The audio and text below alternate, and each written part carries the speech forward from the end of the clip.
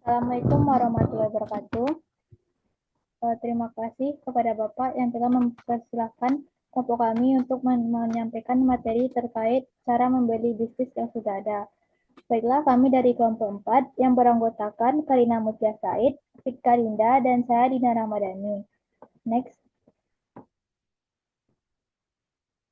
Pada presentasi kali ini, kami akan membahas yang pertama ada cara membeli bisnis yang sudah ada, yang kedua keuntungan membeli bisnis yang sudah ada, yang ketiga tahap pencarian, yang keempat tahap uji tuntas, yang kelima tahap penilaian, yang keenam tahap kesepakatan, dan yang ketujuh tahap transisi.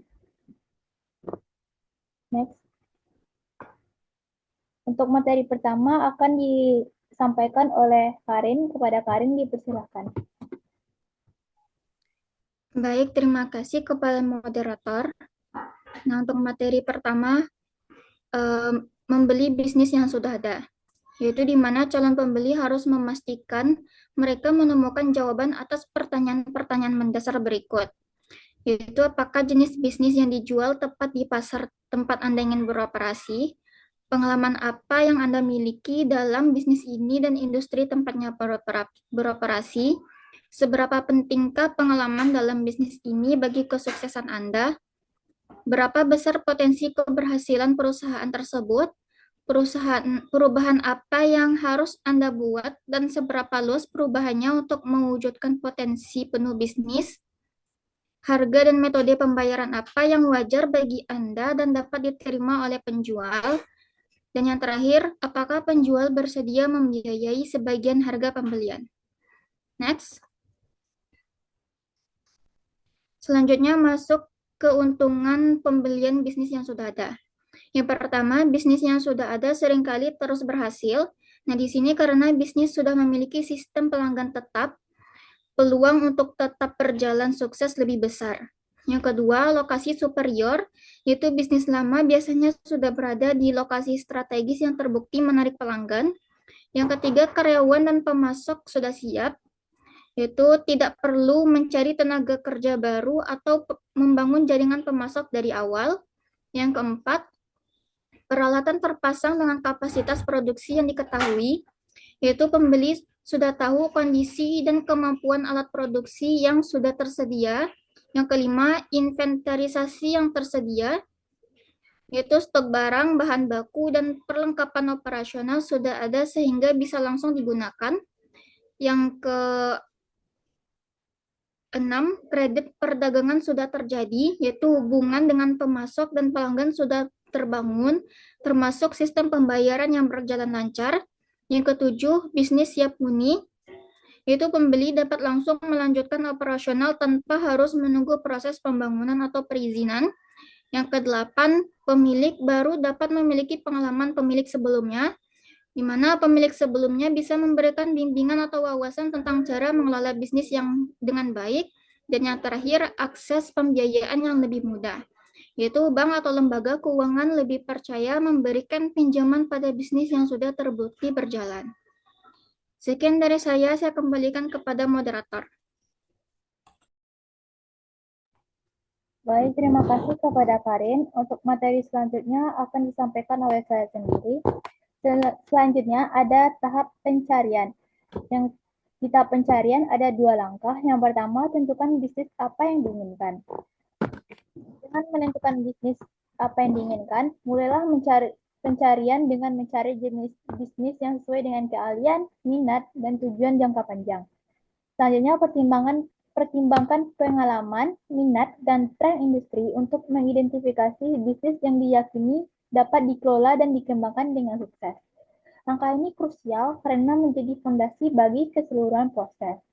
Selanjutnya ada menentukan bisnis yang dibeli. Setelah memutuskan jenis bisnis yang ingin dibeli, mulailah mencari peluang yang tersedia. Dengan menelusuri daftar bisnis online, selanjutnya konsultasikan dengan broker bisnis dan jalin jaringan di industri ini untuk menemukan bisnis potensial yang siap dijual. Next. Selanjutnya ada tahap uji tuntas. Tahap uji tuntas atau due diligence merupakan proses penyelidikan data perusahaan yang dijual untuk menentukan berbagai kekuatan, kelemahan, peluang, dan ancaman yang dihadapi oleh perusahaan tersebut. Dengan menelaah peluang perusahaan, kita dapat memeriksa 5 faktor daerah kritis. Yang pertama ada mengapa pemilik ingin menjual perusahaannya. Yang kedua, bagaimana kondisi fisik perusahaan tersebut. Yang ketiga, apakah produk dan jasa potensial yang dimiliki perusahaan tersebut. Yang keempat, aspek hukum apa yang perlu diperhatikan. Dan yang terakhir, apakah keuangan perusahaan tersebut sehat. Next. Selanjutnya ada tahap penilaian untuk yang mana bertujuan untuk menentukan nilai bisnis. Di tahap penilaian ini ada 3 metode. Yang pertama ada metode neraca. Dengan mengetahui kekayaan bersih, yaitu yang didapat dari aset dikurang kewajiban. Yang kedua ada pendekatan pasar. Pendekatan pasar merupakan metode penilaian bisnis yang melibatkan penggunaan rasio harga atau penghasilan dari bisnis serupa yang diperdagangkan secara publik untuk memperkirakan nilai suatu perusahaan. Next. Metode terakhir ada pendekatan pendapatan. Merupakan metode penilaian bisnis yang menggabungkan nilai aset perusahaan yang ada, dikurangi kewajibannya, dan perkiraan potensi pendapatan masa depannya untuk menentukan harga jual bisnis.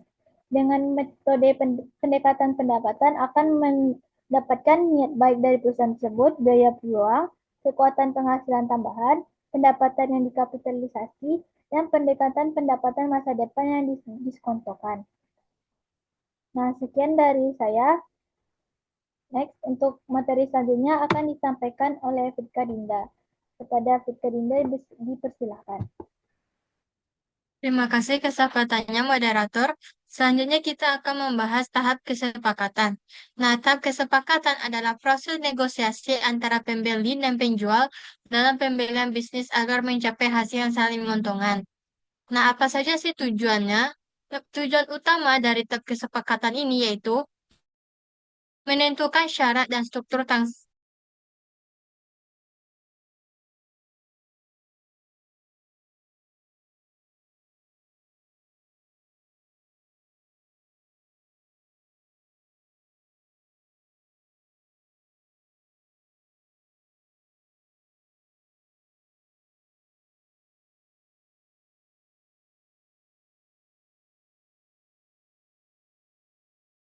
Nah, yang kelima, hindari emosi, tetap fokus kepada solusi, bukan kepada konfliknya.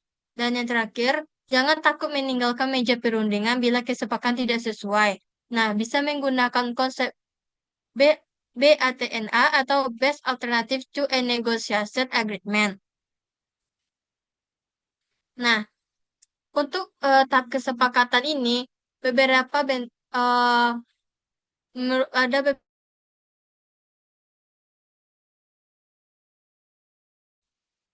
apa saja sih struktur ini? Yang pertama itu penjualan langsung atau cash sell.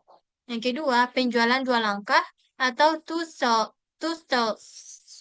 step sell. Yang ketiga, earn out agreement atau penjualan tetap membantu selama masa transaksi. Yang keempat, ESOP yaitu Employer Stock Ownership Plan atau penjualan saham ke karyawan. Nah, dokumen-dokumen yang perlu kita persiapkan dalam tahap kesepakatan ini, yang pertama surat pernyataan niat. Nah, surat ini memuat harga, syarat, jadwal, dan pembiayaan. Yang kedua, perjanjian pembelian aset atau saham. Yang ketiga, perjanjian non-kompetisi. Dan keempat, dokumen pembiayaan dan jaminan. Nah, tahap yang terakhir itu tahap transisi. Nah, tahap ini dimulai setelah kesepakatan disetujui dan penutupan pembelian atau closing dilakukan. Nah, tujuan ini agar alih kepemilikan berjalan secara lancar tanpa gangguan operasional. Nah, apa saja sih tahap transisi ini? Yang pertama, penutupan atau closing. Ditandai dengan penandatanganan semua dokumen hukum dan pembiayaan. Dan juga melakukan transfer aset, akun, utilitas, website, dan kontrak. Yang kedua, komunikasi. Nah, di sini mereka menyampaikan informasi jelas kepada karyawan, pelanggan, dan pemasok, dan juga menghindari perubahan drastis yang menimbulkan kecemasan. Yang ketiga, pendampingan oleh pemilik lama. Nah, mereka melibatkan pemilik sebelumnya sebagai konsultan sementara karena dengan hal itu bisa dapat dimanfaatkan pengalamannya untuk menjaga stabilitas bisnis. Dan yang keempat, membangun kepercayaan baru. Dengarkan saran karyawan dan tunjukkan komitmen pada keberlanjutan bisnis. Dan juga jujur dan terbuka dalam setiap perubahan strategi. Sekian materi dari saya kembalikan kepada moderator. Terima kasih kepada Fitkarinda. Dari materi yang kami paparkan, dapat diambil kesimpulan, membeli bisnis yang sudah ada adalah langkah strategis untuk memulai usaha dengan risiko lebih kecil, karena sistem pelanggan dan operasional sudah terbentuk. Proses ini tetap memerlukan analisis cermat melalui tahap pencarian, uji tuntas, penilaian, kesepakatan, dan transisi. Dengan perencanaan dan pengelolaan keuangan yang baik, pembeli bisnis dapat menjadi jalan cepat Pembelian bisnis dapat menjadi jalan cepat menuju keberhasilan dan kemandirian finansial. Baik, sekian pemaparan materi oleh kelompok 4. Apabila ada salah kata, mohon maaf. Assalamualaikum warahmatullahi wabarakatuh.